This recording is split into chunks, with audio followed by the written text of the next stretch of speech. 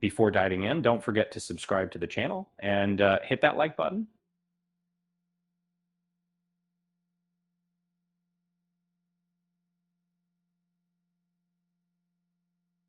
Now, have you ever wondered what it's like when a classic icon finally gets a reboot she truly deserves? It was, and imagine a fierce warrior, her fiery hair blazing, like she just stepped out of an 80s fantasy flick. That's um, that's the essence of Red Sonja, a character born from the imagination of Roy Thomas in the 70s, inspired by an even earlier pulp heroine from Robert E. Howard's stories. Um, it, Sonja has often been paired with Conan, fighting side by side across barbarian kingdoms, but she's always been her own force of nature.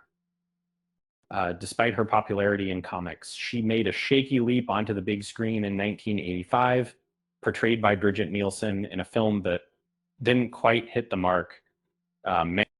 Critics and fans alike didn't embrace it, but her legend persisted, waiting for a fresh start. Plans for a new Red Sonja have been swirling since the late 2000s, with development hurdles and false starts. It wasn't until 2021 that a solid script emerged. And by 2022, NJ Bassett was set to transform her story into a compelling film that promised to honor roots while exploring new territory. Now, with the movie finally hitting screens, it aims to rekindle the magic of those pulpy, blood-soaked sword and sorcery adventures of the 80s. It's like a throwback with a modern twist, staying true to her fiery spirit, but adding fresh layers of storytelling that keep her relevant. Leading the charge is Matilda Lutz, who immerses herself completely in the role. Her Sonja is no mere damsel.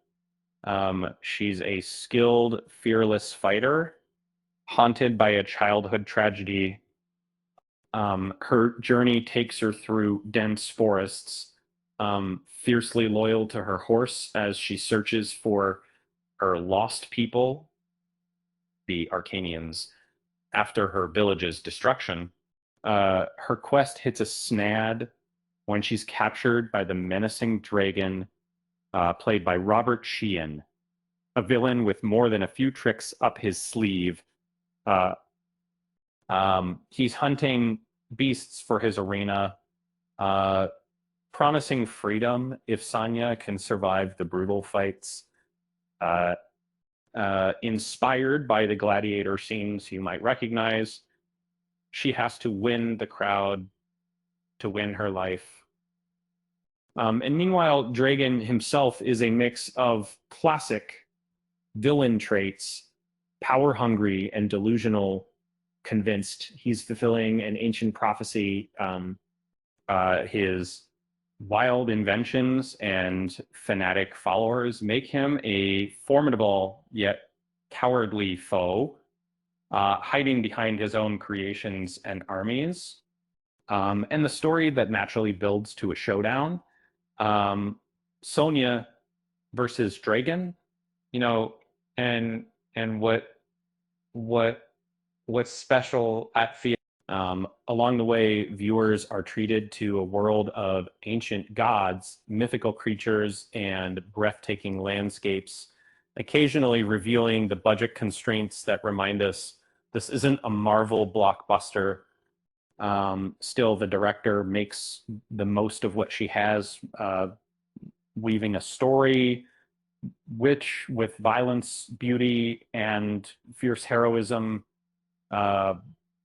uh, for many fans, this film is a nostalgic trip back to the gritty, charming sword and sorcery flicks of the 80s. It embraces the campy fun while poking fun at its own over the top past, uh, making it a bridge between nostalgia and modern action storytelling. Sonja's signature look, her fiery hair, her chainmail bikini, they're all here. But the film also amps up the humor and self-awareness, giving a nod to her exploitation roots while carving out a fresh chapter for her legend. As the saying goes, it might not win any booty contests, but it sure knows how to bring the fight. Yes, you could say this reboot aims to cut through. Now, the hype, literally.